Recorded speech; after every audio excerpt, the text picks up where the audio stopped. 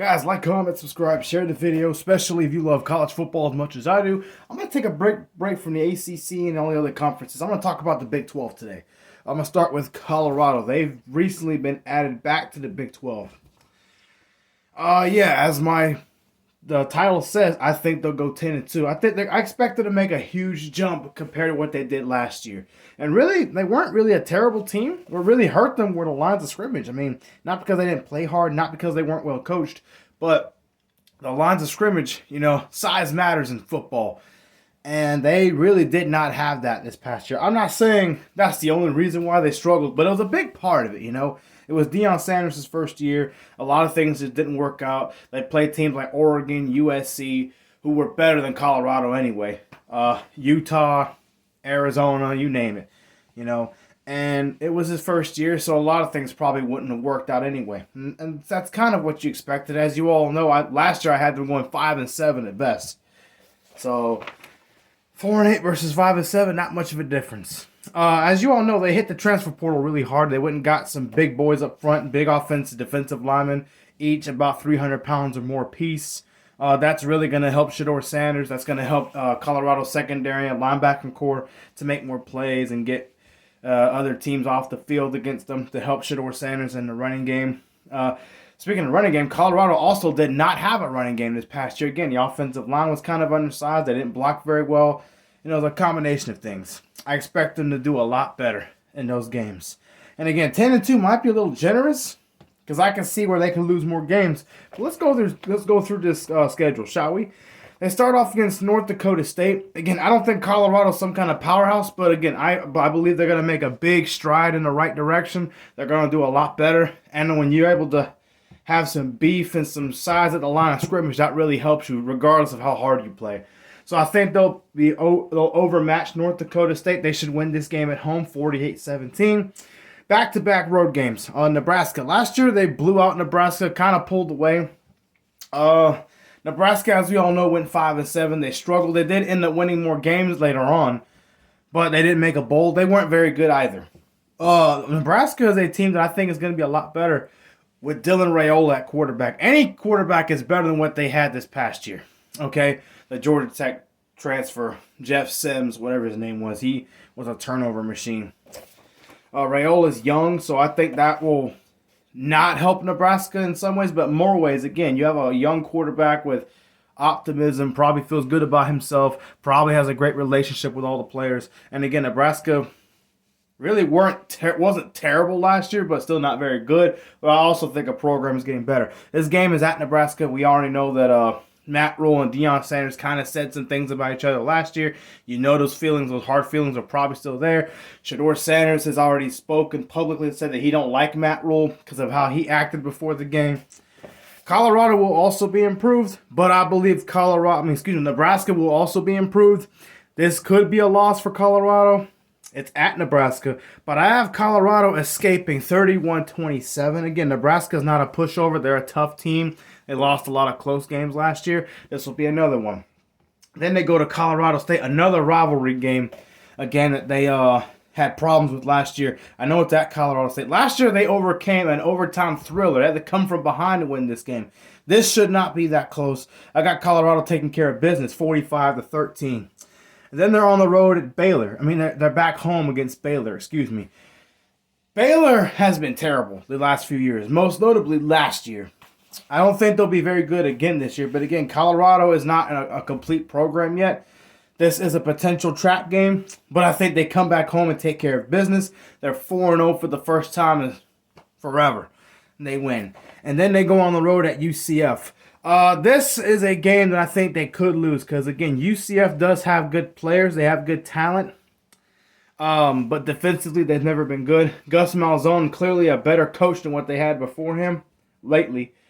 But I think Colorado manages to outscore UCF with Shedeur Sanders. I think the quarterback position makes the difference in this game. I know it's at UCF, but give me Colorado to escape 35-31. Now you see them at 5-0. They're undefeated. And they're going to keep winning. Then they come back home to take on Kansas State. Kansas State lost their quarterback. They lost an offensive lineman. They've lost some key players. Kansas State never really a pushover. They've never been great, but they've been pretty tough to deal with for Big 12 teams. Give me Kansas State to lose 35-21. I think Colorado pulls away comfortably. It will be a tough game, but I think they should win. They should have a talent advantage and be better. And then they go to Arizona. Arizona lost their quarterback. They lost their receiver. They lost most notably their coach. He's gone. They should have no problems with Arizona. I think Colorado gets a big payback from what happened last year. They lost this game, and they win big 48-7. And then they come back home to take on Cincinnati. Look, with Texas and Oklahoma gone, the Big 12 is wide open for Colorado and a few of these other teams that I'm going to talk about in a second. They come back home. I think they win this game 45-10. And now these other four games I really want to talk about. Let's talk about Texas Tech and Kansas first. I think they win both those games. Texas Tech is a potential trap game because Texas Tech really hasn't done much of anything these last several years. They do have a really good running back, but outside of that, they really have not done much. They're 7-6 this past year. Texas Tech can be a difficult place to play. I think Colorado is hands down better at this point, but Texas Tech will give them a challenge. I think Shedeur lays an egg in this game, kind of, but manages to not play terribly to win, to cost them the game. Give me Colorado 31-28. They win this game. Barely. They're sitting at 9-0, probably in the top 10 at some point. You know, with Deion Sanders, that brings them money. That brings them a lot of attention. Part of why they started in the top 20 at some point this past year. They come back home to play Utah. They go to Kansas. And then they come back to play Oklahoma State. Let's talk about Kansas. I believe they win at Kansas. Again, Kansas is another Big 12 team that I think is climbing up that ladder and becoming a really good football program. Kansas is a program that's really been getting better. They started off with 2 wins, one of them over Texas years ago. Then 6 wins, made a bowl game and lost. And now 9 wins. I think they beat Kansas at Kansas to win. I know Kansas has a really good quarterback in Jalen Daniels. That defense has been terrible. I think the defense lets them down again against Colorado. Colorado is now sitting at 10 wins. This is where they lose 2 games. They lose at home to Utah. Utah isn't really talent-wise going to be better than Colorado because I've seen Colorado's transfer portal hits. But I think Kyle Whittingham, at this point in his career, he's coached for a very long time. Deion Sanders has not been a head coach of college football for very long.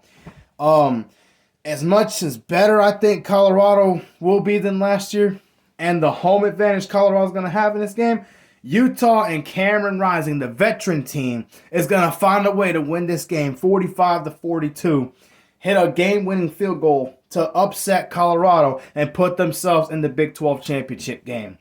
And Colorado out of it.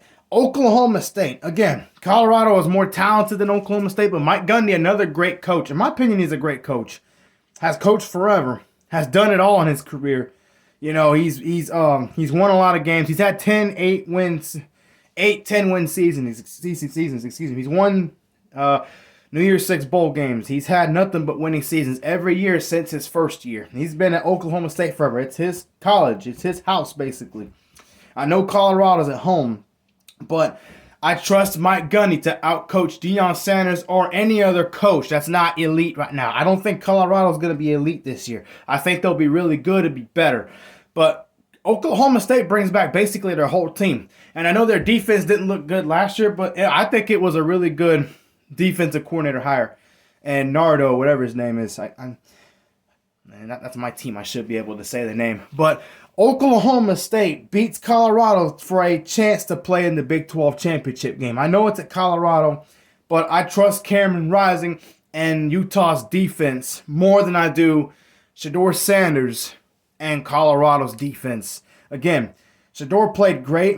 He was never really a problem. I think Colorado is a better team, but because Oklahoma State, Mike Gundy, a guy who's wanted to win that Big 12, hasn't done much in the Big 12 outside of winning. Again, he knows Texas and Oklahoma are gone. So the Big 12 is wide open for teams like himself, like Oklahoma State and even Utah.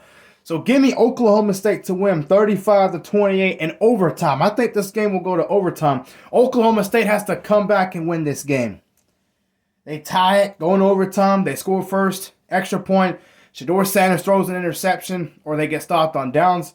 And Oklahoma State wins and goes to the Big 12 championship. Whether Deion Sanders will actually be around next year or not, I don't know. And to be honest, I really don't care. But I do think Colorado is going to be a much better team this year. They'll be tough to deal with. Again, 10 wins is probably generous, but I can see it happening. I mean, Shador's a really good quarterback. He's a great player. I think Deion Sanders is doing really good with Colorado, to be honest with you. I really do. He had good players this past year, but not great players. And again, they were undersized at the line of scrimmage. That's why they lost most of their games. If they had a better line of scrimmage, like size-wise, they'd win more games. That's just what it is in football. Size matters, unfortunately.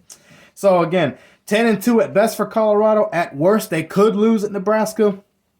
They could lose to Central Florida.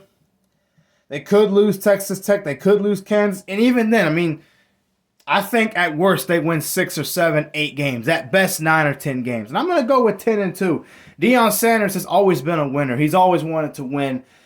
He clearly has an attitude towards the doubters. He showed that in the TCU post-game press conference. I think that team gets better. You still got Travis Hunter again. You got Shedeur Sanders.